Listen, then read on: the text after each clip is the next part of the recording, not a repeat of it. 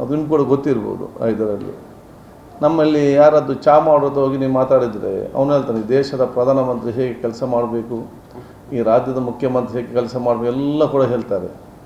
Cricket ಬಗ್ಗೆ ಮಾತಾಡಿದರೆ ವಿರಾಟ್ ಕೊಹ್ಲಿ ಹೇಗೆ ಹೊಡಿಬೇಕು, ಇನ್ನೊಬ್ಬ ಕ್ಯಾಚ್ ಅದನ್ನು ಕೂಡ ಹೇಳ್ತಾರೆ. ಅವನು ಎಲ್ಲ ವಿಚಾರ ಬಗ್ಗೆ ಎಕ್ಸ್ಪರ್ಟಾಗಿ ಮಾತಾಡಿದ್ರೆ ಸರಿಯಾದ ಚಾ ಮಾಡಲಿಕ್ಕೆ ಕೂಡ ಗೊತ್ತಿಲ್ಲ, ಬೇರೆಲ್ಲ ಕೂಡ ಕರೆಕ್ಟ್ ಇದೆ. ಅದಕ್ಕೆ ಮಾತಾಡಿ ಏನು ಬೇಕಾದ್ರೆ ಮತ್ತು ಅವರೊಂದು ಕೆಲಸ ಬಿಟ್ಟು ಬೇರೆ ಎಷ್ಟು ಮಾತಾಡಲಿಕ್ಕೆ ಗೊತ್ತಿರ್ತದೆ.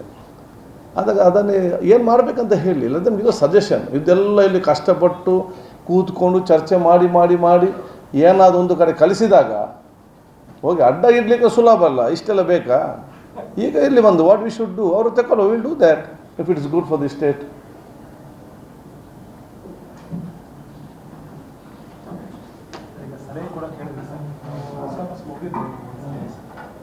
ಸರ್ ಈಗ ಇಲ್ಲ ಒಂದು ನಿಮಿಷ ಸರ್ ಬಿಟ್ಟು ಸರ್ ಇದನ್ನು ಬಿಟ್ಟು ಬೇರೆ ವಿಷಯ ಸರ್. ಹೇಳಿ. ಈಗ ಚಾಮುಂಡೇಶ್ವರಿ ದಸರಾ ಉದ್ಘಾಟನೆಗೆ ಬಾಲಕೃಷ್ಣ ಅವರನ್ನು ಆಯ್ಕೆ ಮಾಡಿದ ಸರ್ಕಾರ, ಇದು ಒಂದಿಷ್ಟು ಟೀಕೆಗಳಿಗೆ ಕಾರಣ ಆಗಿದೆ. ಸೊ ನಿಮ್ಮ ರೆಸ್ಪಾನ್ಸ್ ನೋಡಿ, ಆಡಳಿತ ಪಕ್ಷ ಪ್ರತಿಪಕ್ಷ ಅವ್ರು ಮಾಡ್ತಾರೆ. ನಾವು ಎಲ್ಲಿ ಸಂವಿಧಾನಬದ್ಧ ಯಾವುದಿದೆಯಾ ಅದು ಈ ದೇಶಕ್ಕೆಲ್ಲ ಕೂಡ ಒಳಿತಾಗುವಂತ ಹೇಳಲಿಕ್ಕೆ ನಾನಿದ್ದು ಬಯಸ್ತೇನೆ.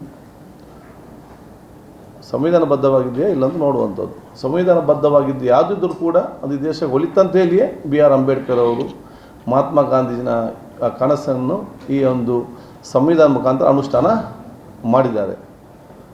ಆದ ಕಾರಣ ಸಂವಿಧಾನ ಪ್ರಕಾರ ಯಾವುದು ಇದ್ದರೆ ಅದೆಲ್ಲವೂ ಕೂಡ ಒಪ್ಪುವಂಥದ್ದು ಹೇಳಲಿಕ್ಕೆ ಇಚ್ಛಿಸ್ತೀನಿ.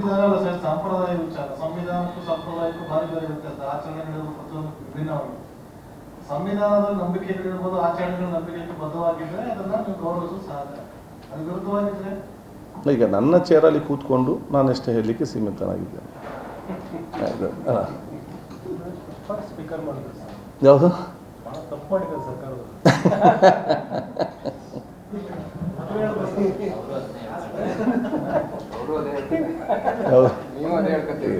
ನಾನು ಭಾಳ ಖುಷಿಯಾಗಿದ್ದೇನೆ. ಸನ್ನೆ ಲೇಟ್ ಮಾಡೋದಕ್ಕೆ ತಪ್ಪು ಮಾಡೋದು ಅಂತ ಕೆಲವರು ಅಂತಾರೆ. ಅಲ್ಲ, ನಾವು ಈ 12 ಗಂಟೆ 1 ಗಂಟೆ ಆಗುವಾಗ ಕಷ್ಟ ಎಲ್ಲ ಆಗ್ತದೆ. ಎಲ್ಲಕ್ಕಿಂತ ಜಾರಿ ಕಷ್ಟ ನಮ್ಮ ಆಫೀಸ್ಗೆ ಕಷ್ಟ. ಯಾಕೆ ಎಲ್ಲ ಹೋದ ನಂತರ ಮತ್ತೆ ನೆಕ್ಸ್ಟ್ ಡೇ ಎಜೆಂಡಾ ರೆಡಿ ಮಾಡಬೇಕು, ಎಜೆಂಡಾ ಪ್ರಿಂಟ್ ಮಾಡಬೇಕು, ಮತ್ತು ಅವ್ರ ಮನೆಗೆ ಮತ್ತು ಆಫೀಸ್ಗಳಲ್ಲಿ ರೂಮಿಗೆ ಹೋಗಿ ಅದನ್ನು ಆಗಬೇಕು. ಮತ್ತು ನೆಕ್ಸ್ಟ್ ಡೇ ಎಲ್ಲರೂ ಬರೋಕ್ಕಿಂತ ಮುಂಚೆ 1 ಗಂಟೆ ಮುಂಚೆ ಬರಬೇಕು. ಈ ನಿಲ್ಲುವಲ್ಲಿ ಸೂಚನೆ ಕೊಡ್ತಾರೆ, ಕಾಲಿಂಗ್ ಇದು ಕೊಡ್ತಾರೆ, 0 ಅವರ್ದು ಕೊಡ್ತಾರೆ. ಅದಕ್ಕೆಲ್ಲ ತಯಾರಾಗಿ ಇರಬೇಕಾಗ್ತದೆ. ಅದಕ್ಕೆ ಇಟ್ಸ್ ಒಂದು 9 ದಿವಸದ ಇದು. ಅದು ಆ ಒಂದು ಕಷ್ಟಪಟ್ಟರೆ ನೆಕ್ಸ್ಟ್ ಟರ್ಮ್ 3 ತಿಂಗಳ ತನಕ ಒಂದು ಗೌರವದಿಂದ ಇರ್ಬೋದಲ್ಲ. ತುಂಬಾ ಜನ ಅದೇ ಸ್ಪೀಕರ್ ಸಿಕ್ಕಿರ್ಬೇಕು ಮೋಸ್ಟ್ಲಿ, ಅದಕ್ಕೆ ಮಧ್ಯರಾತ್ರಿ ಕೆಲಸ ಮಾಡ್ತಾರೆ, ಮತ್ತೆ ಬೆಳಗ್ಗೆ 5 ಗಂಟೆ ಕೊಡ್ತಾರೆ. ವಿಷಯಗಳಿಗೆ ಮಾರ್ಷಲ್ಗಳಿರ್ಬೋದು, ನಿಮ್ಮ ಏನು ಅಸೆಂಬ್ಲಿ ಸ್ಟಾಫ್ ಇರ್ಬೋದು, ಅವ್ರನ್ನ ಸ್ವಲ್ಪ ಅವ್ರಿಗೆ ಕಷ್ಟ ಸಮಸ್ಯೆಗಳು ಅವ್ರ ಅರಿವು ಬರೋದಿಲ್ಲ. ಅವ್ರ ಅಧಿಕಾರ ಇದೆ, ಪ್ರತಿಯೊಂದನ್ನು ನಿರ್ವಹಣೆ ಮಾಡಿ ನಿಮ್ಗೆ ವ್ಯವಸ್ಥೆ ಇದೆ. ಅವ್ರ ವ್ಯವಸ್ಥೆಗಳಿಲ್ಲ, ನಿಮ್ಗಿರುವಂತ ವ್ಯವಸ್ಥೆಗಳು ಅವ್ರಿಗೂ ಸಿಕ್ಕದಂದ್ರೆ ಅವ್ರು ಬೇಕಾದ್ರೆ ಮಧ್ಯರಾತ್ರಿ ರಾತ್ರಿ ಪೂರ್ತಿ ಮಾಡಿ ಮತ್ತೆ ಬೆಳಗ್ಗೆ ಬೇಕಾದ್ರೆ ಕಂಟಿನ್ಯೂ ಮಾಡ್ತಾರೆ ಅಂತ ಹೇಳ್ತಿದ್ರು ತುಂಬಾ ಜನ. ಅವರೊಬ್ಬರು ನಾನು ತೆಕ್ಕೊಳ್ತೇನೆ. ಸರ್ ಇನ್ನೊಂದು ಧರ್ಮಸ್ಥಳ ಕೇಸ್ ವಿಚಾರವಾಗಿ SIT ತನಿಖೆ ಆಗ್ತಿದೆ. ಪ್ರಕರಣ ಉಲ್ಟಾ ಅಂದ್ರೆ ಯಾರು ಮಾಸ್ಕ್ ಮ್ಯಾನು ಇದನ್ನ ನೀವು ಕೂಡ ಮಾತಾಡಿದ ಹಿಂದೆ. ಸೊ ಈಗ ಎನ್ಕ್ವೈರಿ ನಡೀತಾ ಇದೆ, ಯಾರು ಷಡ್ಯಂತ್ರ ಮಾಡಿದ್ರು ಎಲ್ಲೋ ಬಯಲಾಗ್ತಿದೆ. ಸೊ ನಿಮ್ಗೆ ಇಲ್ಲ, ಅದೇ ನಾನು ಫಸ್ಟಿಗೆ ಹೇಳಿದ್ದೆ, SIT ತನಿಖೆ ಸರ್ಕಾರ SITಯನ್ನು ನೇಮಕ ಮಾಡಿದೆ.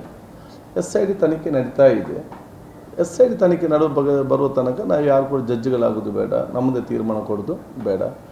ಆ ಒಂದು ರಿಪೋರ್ಟ್ ಬರಲಿ, ರಿಪೋರ್ಟ್ ಬಂದ ನಂತರ ಅದರ ಬಗ್ಗೆ ಯಾರು ಏನಂತೇಳಿ ಕೂಡ ಸ್ಪಷ್ಟವಾಗಿ ವಿಚಾರ ಆಗ್ತದೆ.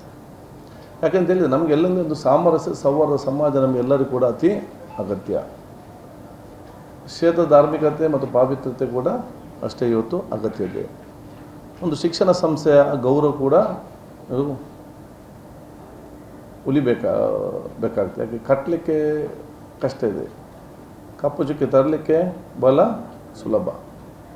ಆದ ಕಾರಣ SITಯ ತನಿಖೆ ಬಂದಾಗ ಅಲ್ಲಿಯ ತನಕ ಎಲ್ಲ ತಾಳ್ಮೆ ಮತ್ತು ಎಲ್ಲ ಸಮಾಧಾನದಿಂದ ಇರುವಂಥ ವಿಚಾರ ಆಗಬೇಕು. ಆ ಕಡೆ ಈ ಕಡೆ ಪರಸ್ಪರ ಆರೋಪ ಪ್ರತ್ಯಾರೋಪ ಮಾಡುವುದಂತಲ್ಲ. ಸೌಹಾರ್ದತೆ ಸಮಾಜ ನಮ್ಮಲ್ಲಿ ಬೇಕು.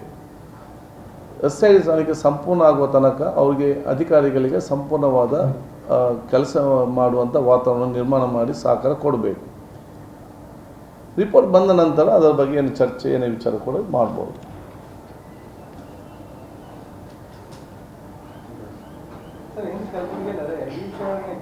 ಸಾಮರಸ್ಯ ಸಾಮರಸ್ಯ ವಿಷಯ ಹೇಳುವಾಗ ನಿಮಗೆ ಘಟನೆ ಇದೆ ಅಂತ ಹೇಳ್ತೀವಿ. ಯಾವುದು ಸಾಮರಸ್ಯ ವಿಷಯ ಬಂದಾಗ ನನಗೆ ಬೇರೆ ಸಮಸ್ಯೆ ಆವಾಗ ಅದೆಲ್ಲ ಓಲ್ಡ್ ಸ್ಟೋರಿ ಅಲ್ಲ, ಈಗೇನಿಲ್ಲ. ಈಗ ಸದ್ಯಕ್ಕಿಲ್ಲ, ಇನ್ನು ಮುಂದೆಗೆ ಗೊತ್ತಿಲ್ಲ. ಇದೇನೇನು ಯಾವ ಸಂಧಿ ಏನಾಗಲಿ ಇದಲ್ಲ, ಅದೆಲ್ಲ ಓಲ್ಡ್ ಸ್ಟೋರಿ. ಅದಕ್ಕೆ ಅದು ರಾಜ್ಯಕ್ಕೆ ಬೇರೆ ಬೇರೆ ರೀತಿಯೆಲ್ಲ ಬರ್ತದೆ ಇದಕ್ಕೆ.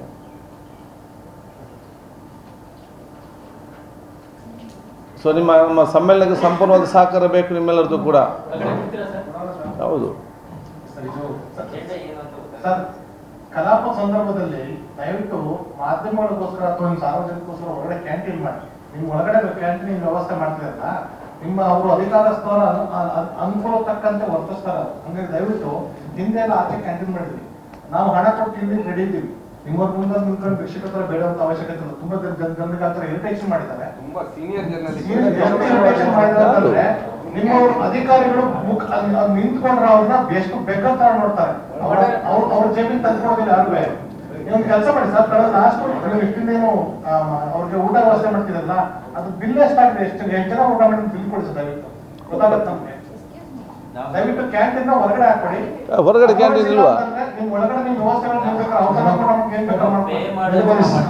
ಏನಂದ್ರೆ ಬಹಳ ಸರಳವಾಗಿ ಅವರು ನಮ್ಮ ನೋಡೋ ದೃಷ್ಟಿಕೋನ ಬಸವರಾಜ್ ಅಂತ ಒಬ್ಬರು ಅಸೈನ್ ಮಾಡಿದ್ದೀರಿ ಡುಮ್ಮ.